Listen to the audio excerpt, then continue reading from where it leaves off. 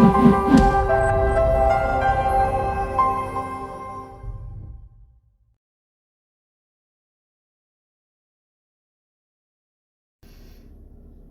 this is Alex Yoder with Pro Tip Tuesday, my favorite day of the week.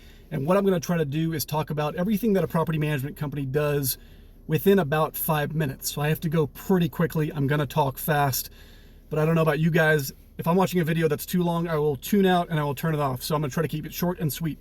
Now, the reason I'm talking about property management companies today is that I took a class recently and they said 30 to 60% of people know nothing about what a property manager does or what a property management company does. And around another 30% of people kind of know what it is, but don't understand what property managers do. And so if you are an investor looking to hire a property management company, maybe you're not, maybe you're self-managing, totally fine. But for those who may be hiring a management company down the road, I wanted to provide some information so you have a general wrap up of what it is that we actually do for our pay. So let me start by when we take on a new property. We'll take the new property, we will place a sign, lockbox, do marketing photos, get the property on the market. And in most cases, we're syndicating a listing for that rental property out to 50 to 100 websites or more. And then we will take showing inquiries and do showings and take applications. Tenant screening is a huge part of what we do, and it's one of the most important things that we do. So we'll screen the tenant, and if they meet our criteria, then we would secure them in a lease. Now, the lease itself is a value, a huge value in and of itself. For management companies, it is a living document. Every 6 to 12 months, there's usually some kind of update because of legislation or best practices. Just like you, as self-managing landlords, we're learning along the way. Maybe it's on a larger scale, but we're learning along the way. And with the help of our attorney, we're amending that lease and making it work, making it be as strong as it possibly can be. Now, I'm going to jump right to the end. So, first of all, we're going to do a move-in condition report before they move in.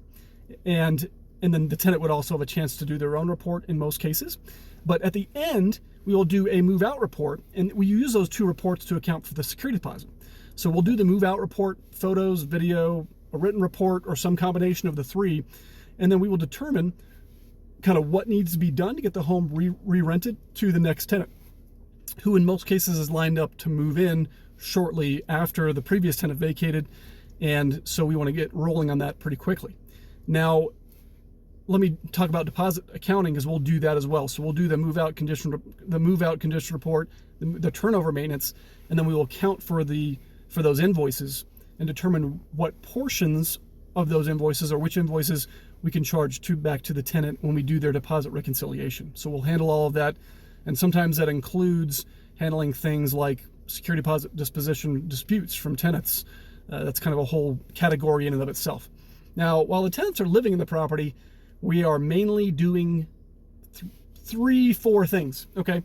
So first of all, we're doing all your maintenance coordination. Usually that includes some kind of a cap for maintenance. So with most companies, they'll say anywhere between $300 and $500. If it's under that, we will go ahead and coordinate that and leave you alone. If it's over that, then we would have to get your approval unless it was an emergency. That's extremely, extremely common.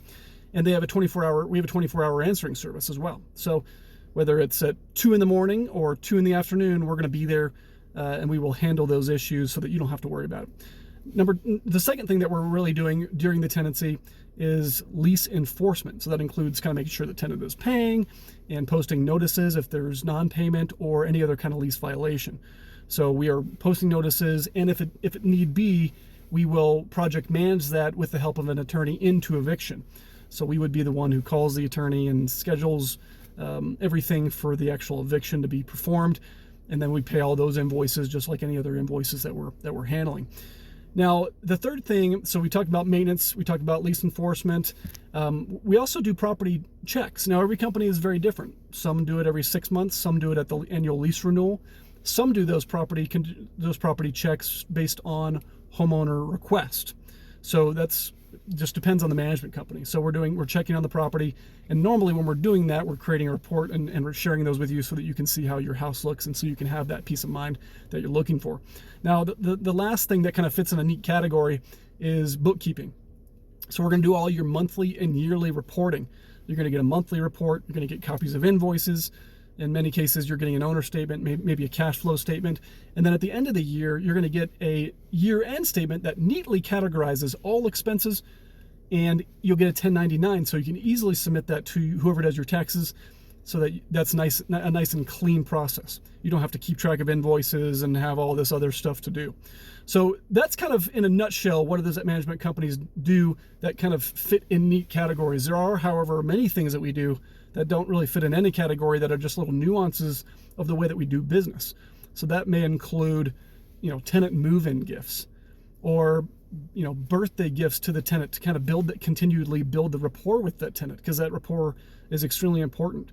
Or disputes or other drama kind of that lace the world that is property management and being a landlord. So a lot of those challenges.